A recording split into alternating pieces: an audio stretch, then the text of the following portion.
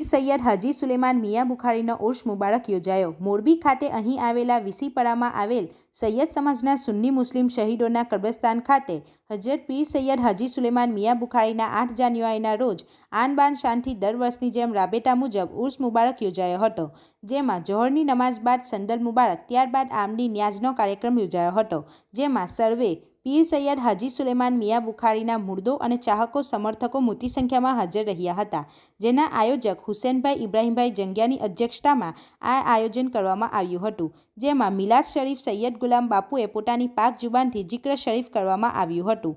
Reporter Iqbal સાયચા સાથે ગુજરાત અદ્ભુત news Gujarati. આપણી આસપાસ બનતી ઘટનાના સમાચાર જોવા માટે ગુજરાત અદ્ભુત ન્યૂઝ ગુજરાતીને લાઈક કરો, શેર કરો।